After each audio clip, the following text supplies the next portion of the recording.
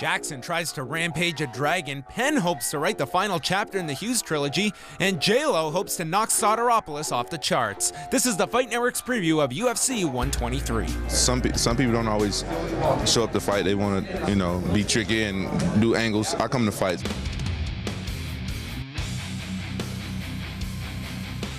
Hey everybody, it's John Pollock. Welcome to the Fight Network's preview of UFC 123 as the company returns to Michigan for the first time since UFC 9 in 1996, and hopefully this Sunday we get a much better main event than the Dan Severn-Ken Shamrock fight on that card.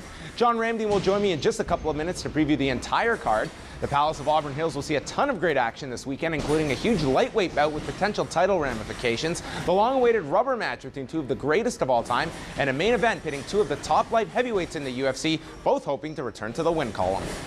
Two men who made their Octagon debuts at UFC 67 in February of 2007 will headline this Saturday's 123 event. This light heavyweight battle of former champions will see 30-8 Quinton Jackson hope to rebound from his unanimous decision loss to Rashad Evans in May of this year when he meets a man with one of the toughest fighting styles to solve in the 16-1 Lyoto the Dragon Machida. This will be Machida's 10th trip into the UFC Octagon and returns following his first career loss when he dropped the light heavyweight gold to Mauricio Shogun Rua this past May at UFC 113. I don't see Quinton focus because he's our superstar now, and I see Machida keeping his distance and pinpoint precision, and I see Machida winning Rampage for sure. Of course, Machida has the speed and the technique to pick him apart from the outside, but what I see more than anything, I see that one of Rampage's strengths is Machida's weaknesses. Machida, he backs straight up, and Rampage puts a lot of pressure on you going forward, and he can catch him with one of those punches that he throws. And he has a lot of power, so if he catches him with one of those punches, it could be the end of the night for him. Two of the UFC's top light heavyweights are itching for a big win on Saturday night. Both Quinton Jackson and Lyoto Machida will claw to remain in the title picture.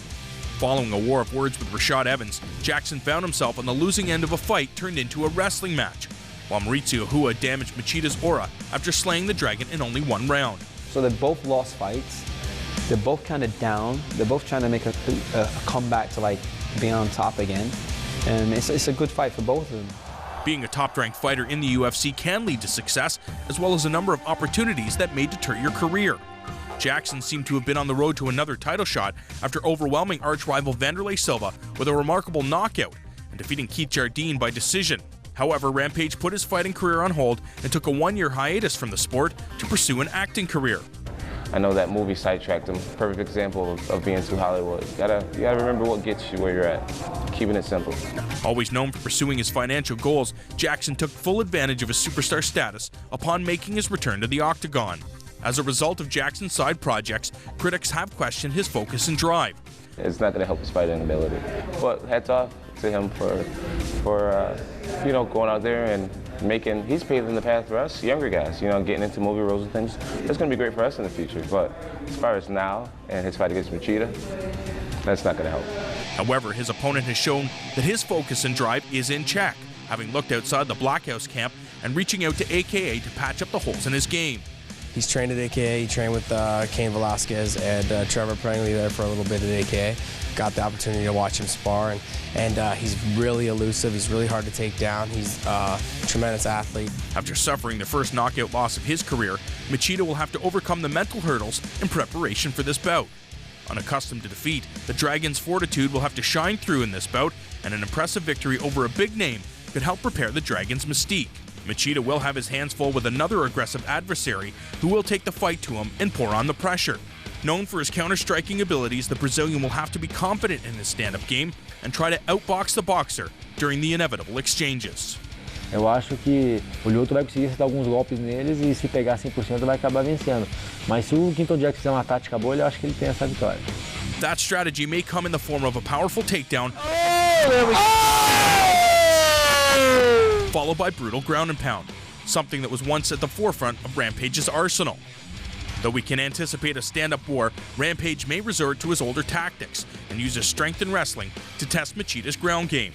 It is often said that styles make fights, and this matchup will pit two very different strikers against each other. If he gets a hold of him, it's Rampage's fight. If he can get hold of Machida, Rampage back in the day would pick people up and slam them into the floor and just manhandle them. But Machida's not going to want that to happen. He's going to want to keep on his toes and keep away from all of that. I think Machida's got some good takedown defense. So I think it's going to be a stand-up fight, to be honest with you. And I think that Quinton needs to make Machida bring the fight to him. If he chases him around, he's walking right into his game plan, and he could very much end up losing a decision. Lyoto has more tools to work with. He can be unpredictable, he can be fast. Rampage, he's lost his roots of kicking and elbows and knees and those big slams in his wrestling. Now he's going out there as if he's only a boxer, and he's not very fast twitch. So going out there with only boxing really gives your opponents not much to study, not much to worry about. One warrior has adapted Eastern traditional martial art techniques, while the other prefers powerful Western pugilism. Two strikers from opposite fighting backgrounds will meet, and in the end, only one fighter will begin to rebuild his path to the title. Ladies and gentlemen, in this corner, John Ramdian here to break down UFC 123. Saturday night, it's Quinton Jackson and Lyoto Machida. Both guys are coming off of losses, and looking at UFC 114, Quinton Jackson was a very big grudge fight with Rashad Evans and came into the fight looking very flat against Rashad. Yeah, Rampage said there was a number of circumstances why he went into the fight and looked the way he did. Everybody's got excuses, but take nothing away from Rampage. This is a guy that is known for having entertaining fights and always bringing it. So Rashad Evans just fought the perfect game, fought the perfect fight that night, and Rampage unfortunately didn't come out on top. Now, Lyoto Machida was brought in by AKA to work with Cain Velasquez in preparation for his fight with Brock Lesnar. Being in that environment and that camp with the talent there, how much is that going to add to Lyoto Machida's game? Yeah, it's going to add a lot because, number one, the work ethic there from all those fighters, you know that those guys work harder than most camps. In addition to that, the wrestling abilities that AKA have of Cain Velasquez, Dan Cormier, Koscheck, Fitch. So you know that those guys are shooting in on Lyoto Machida in preparation if Rampage decides to employ that strategy, which I think is the proper strategy. I think Rampage, if he puts Machida on his back and uses his ground and pound, I think he can be successful. About a year and a half ago, Machida was this giant puzzle at 205 pounds that a lot of fighters were avoiding. It seems that Shogun Rua has at least shown some holes in his game. Jackson definitely has a similar style to Shogun in that I think he's really going to try and press the action with him standing. How does Machida combat that? Because Jackson will have a ton of size on Machida. Well, number one, Machida suffered the first loss, so there's a huge hurdle already. Now he's got to rebound, and the best way to do that is to go back and utilize his old style. That's his elusive style, his counter-striking, because the most important thing is to try to frustrate Quinton Jackson, try to get him moving forward so that Machida can use his counter-striking and attack from the outside. So are we going to see the Dragon slayed in the Motor City? I don't think so. I think it will be Machida. I think he's going to be very, let's say, conservative when it comes to the striking, and I think he's going to take this fight to a unanimous decision. Never vote against a guy who drinks urine. The co-feature bout of UFC 123 is a rubber match between two of the best of all time.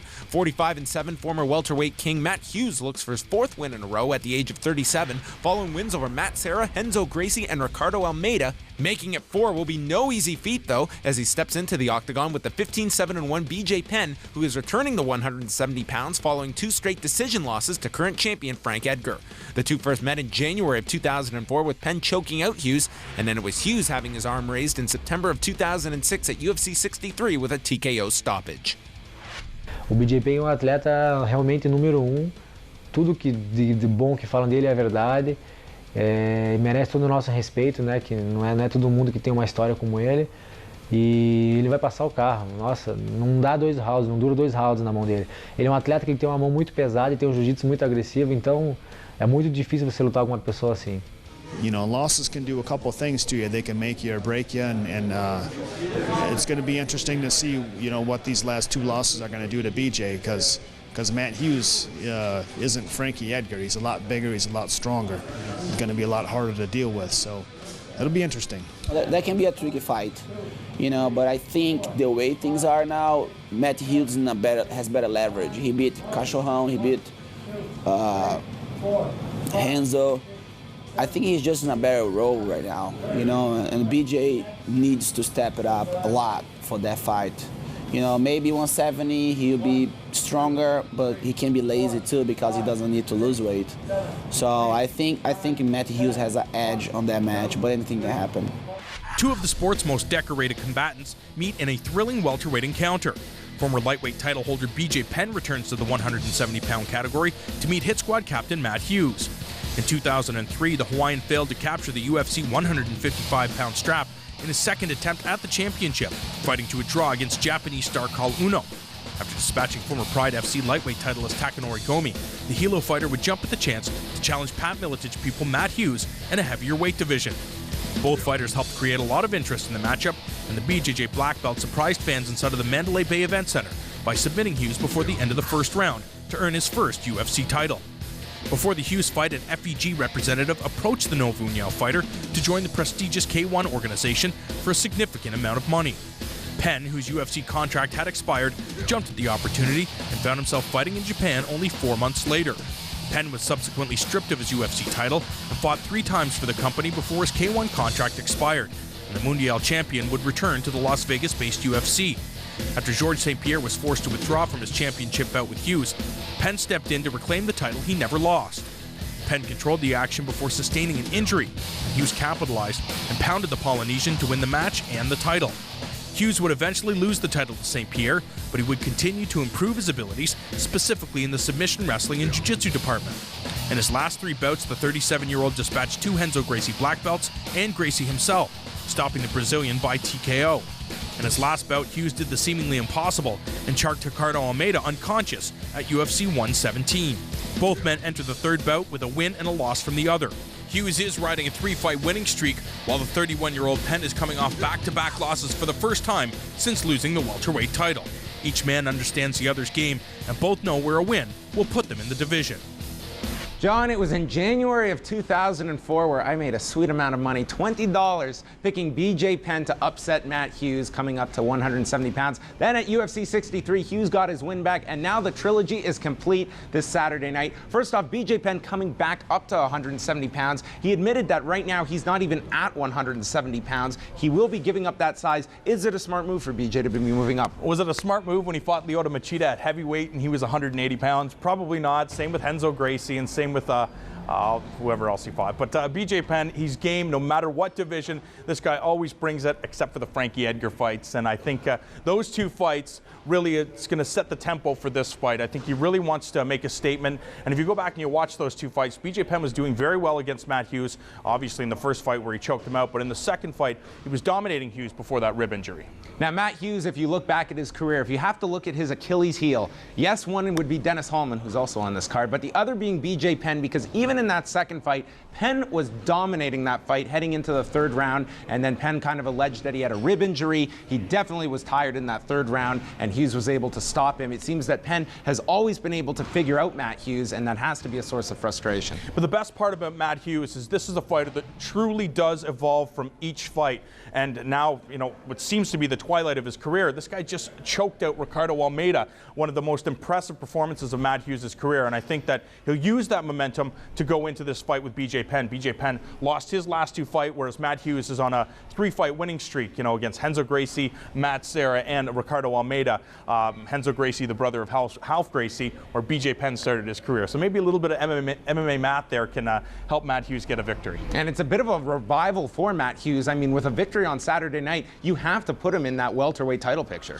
I agree. I think Matt Hughes has proven over his career. He lost to Georges St. Pierre. Who cares? This guy is still a dominant force. He's a powerful wrestler with one of the most underrated jiu-jitsu games in all of the welterweight division. And I think he's going to come out. Well, we've heard him say that he's very happy right now. His career is exactly where he wants.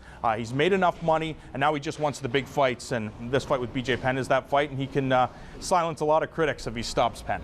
Unlike The Godfather and Back to the Future, I expect this trilogy to end solid. And how do you see it finishing? I'm actually going to pick B.J. Penn. I think he has too much to prove, back-to-back losses. I think he's going to come out on fire, and I think he's probably going to stop Matt Hughes. Matt Hughes, the win. The always exciting Gerald Harris returns to the Octagon this Saturday. The 17-2 Arizona combat sports fighter last fought at UFC 116 with a highlight reel slam to Dave Branch and earned Harris his 2nd knockout of the night bonus. His opponent Saturday night, Michael Falcao, is making his Octagon debut and enters the promotion with a record of 25-3. Mr. ESPN himself, Gerald Harris, returns to action this Saturday night as he will be taking on newcomer Mikel Falcao, who has a tremendous record on paper. Yeah, this guy is a very spectacular stand-up fighter coming out of the Shoot Box Academy, which always provides fans with explosive knockouts, but they have one Achilles heel. They're wrestling, and surprise, surprise, that's Harris's forte. So clearly, it's a stylistic matchup. Harris wants to get this fight down to the ground to avoid the big punching power of Falcao.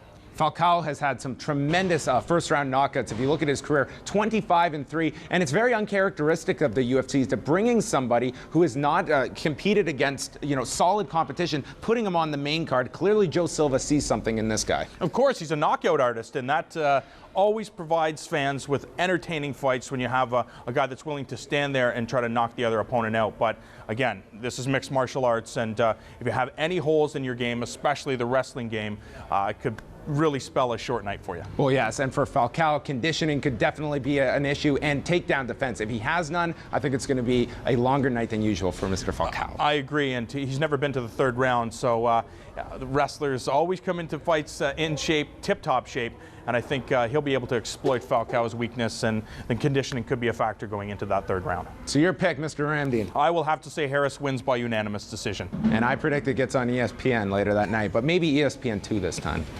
In light heavyweight action this Saturday night, undefeated wrestling product Phil Mr. Wonderful Davis will look to go 4-0 inside the UFC when he meets the 12-3 Timbo. Davis, a four-time Division I All-American wrestler, has racked up victories over Brian Stann, Alexander Gustafsson, and Rodney Wallace heading into this bout.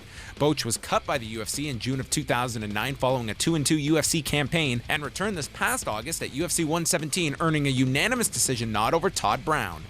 John, I know that Paul Orndorff is going to be watching this fight with great interest as Mr. Wonderful takes on Tim Boach. Phil Davis, everyone has talked about his fantastic wrestling skill, but we saw a bit of an evolution of his game against Rodney Wallace earlier this summer. You have to evolve. You can't be a one-trick pony, and these wrestlers, the reason why they're able to improve so much is because they have that work ethic and the drive to become better athletes, and I think we'll get to see that because Tim Boach is the guy that likes to stand and trade. He is a wrestler himself, and I think Davis wants to test the stand-up game before he takes it down to the ground because it's inevitable when you have wrestling the level of Phil Davis coming out of Penn State, the same place where Josh Koscheck wrestled. I think he's going to want to utilize those skills, get the fight down to the ground, and either get a decision victory or go for the TKO. You don't see either wrestler maybe wanting to almost abandon that game and stand with each other. It seems to be this trend of wrestlers that want to almost abandon that foundation and show fans that they have a different dimension. That's true, as long as one wrestler is not at a higher level than the other wrestler, and I think that might be the difference in this fight. I think Davis, his wrestling pedigree is at a higher level than Boach's, and I think he'll try to exploit that when it comes to time to take the fight down to the ground, and I don't see him having any problems. I predict that Mr. Wonderful gets his victory and then turns heel on Hulk Hogan to set up a cage match. But how do you feel this I think that Mr. Wonderful wins by pile driver. The main card will open up with a highly anticipated lightweight affair featuring 13-2 Australian fighter George Soteropoulos meeting the 19-5 Joe Lozon. Both Ultimate Fighter alums are facing upwards with their sights on the top of the 155-pound division as Soteropoulos enters this bout with a 7-fight winning streak and already defeating Joe Stevenson and Kurt Pellegrino this year. Lozon is one of the most exciting lightweights in the world with 6 of his 8 UFC bouts resulting in a bonus and last fought in August at UFC 118 with one of the most exciting one-sided fights you will ever see against Gabe Rudiger. John, this fight will be fantastic, I believe. George Soteropoulos, Joe Lozon. Lozon is coming off one of the greatest one-sided fights I've ever seen against Gabe Rudiger in Boston. A tremendously action-packed fight. And Soteropoulos, this guy has been fight after fight, just working away at 155, and this guy has definitely established himself as a contender. Both guys have. I really love this matchup. The one question mark that we heard Joe Lozon talk about is the attire of George Soteropoulos. You look at his last fight, he was wearing the sleeves on his ankles as well as the long shorts underneath his board shorts, really giving almost no space, and it works to his favor because he's a leg lock specialist and he's able to use those tools to latch on to his opponent. So I think Joe Lozon is going to want to avoid the ground game of George Soteropoulos and keep this fight standing to try to batter him and take him out as fast as humanly possible. Soteropoulos as well, with a victory here, you would almost think he'd be in line. We're hearing that the UFC wants to run Australia in February, but it wouldn't really work out for a title fight with the Maynard Edgar fight coming up in January. Soteropoulos, I would think you have to have on that Australian card. Yeah, you would imagine so, but the one thing about the UFC's 155-pound division is it's so deep. Although Soteropoulos is the upper echelon. There's so many guys ahead of him, guys like Nathan Diaz and, of course, Clay Guida, and also Nick Lentz is taking on Tyson Griffin. So there's so many guys that are ahead of George Soteropoulos. Even though he's had impressive performances, he still needs a big win over Joe Lauzon to even be thought in title contention. I do not want to make a prediction on this fight, but that's why we pay you the big money here, John Ramsey. And who's going to win this fight? I'll use my crystal ball again and just say that I have no idea, but I'm going to pick Joe Lauzon by second or third round TKO. Is that good? That's all we'll ask you for. All right. Don't go anywhere. When we return, it's a look at the preliminary card bouts at UFC 123, including a battle of two top wrestlers at 185. Tyson Griffin finds himself on the undercard, and will Karo Parisyan show up?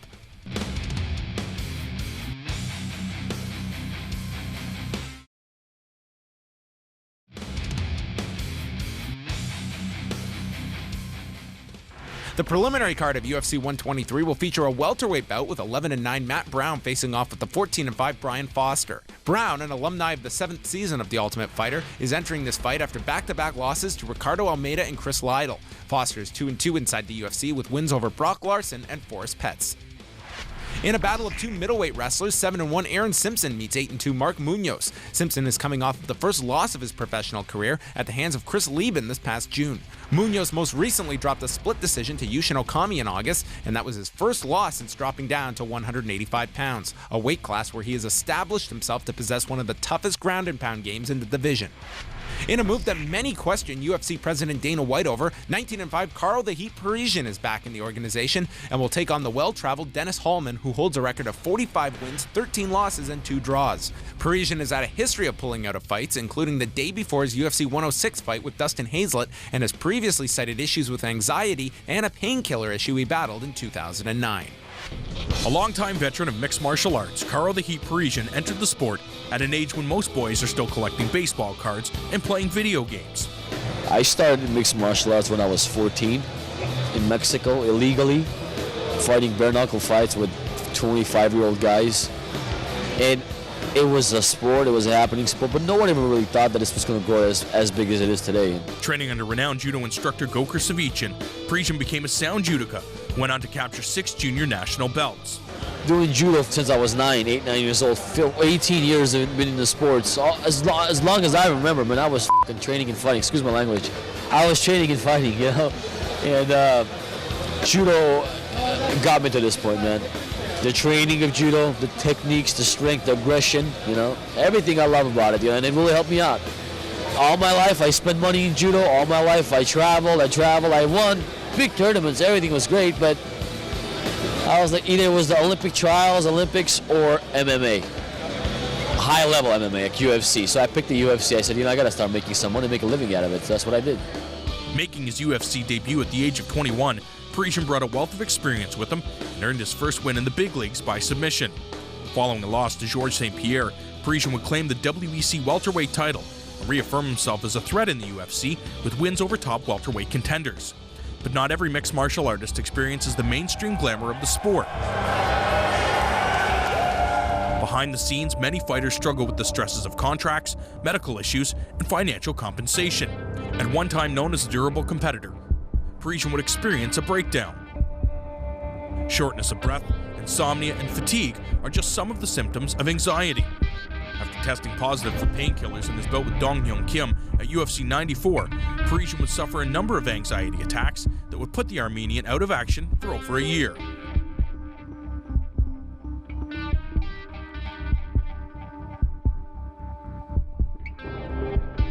Parisyan would hit yet another roadblock after being served with a lifetime suspension from the UFC.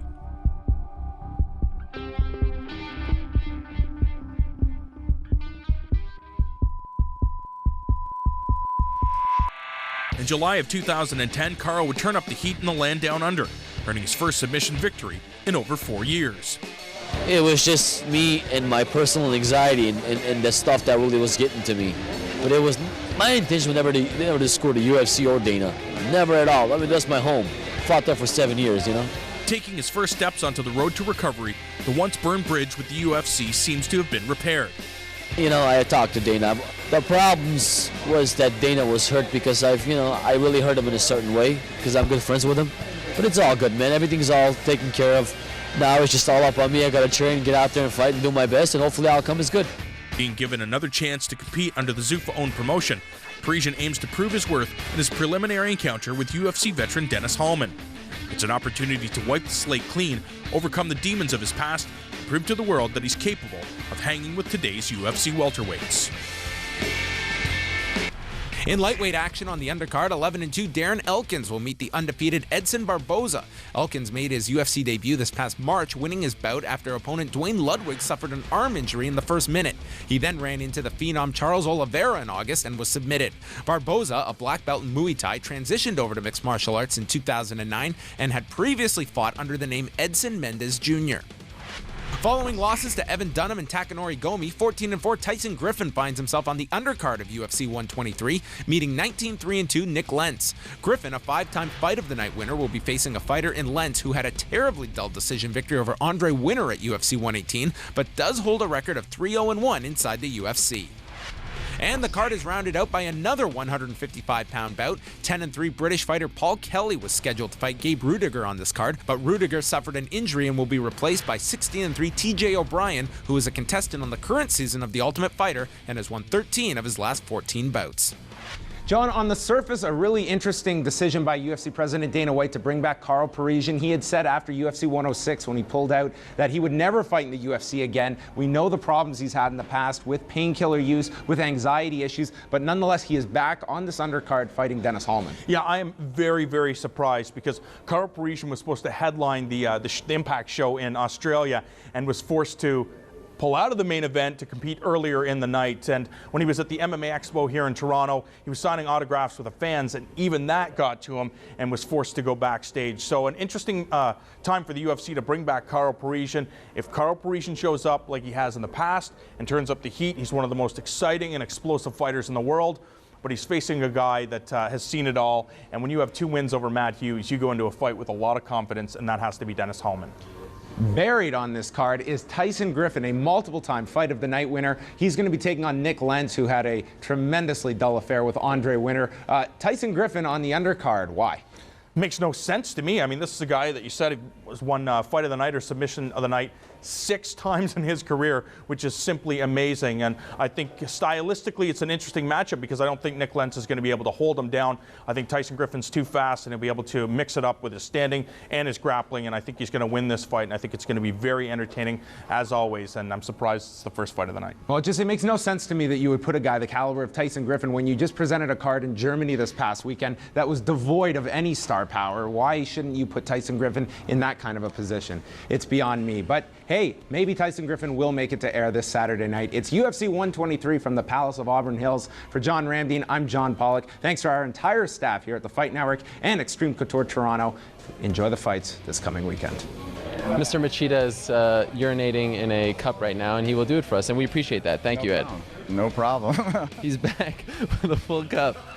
Cheers. Cheers. Tell us. There he goes. And he's gulping in one shot. I want to see it all in one shot. This is incredible stuff. Oh, and he's spilled. He's spilled. Your thoughts, Ed?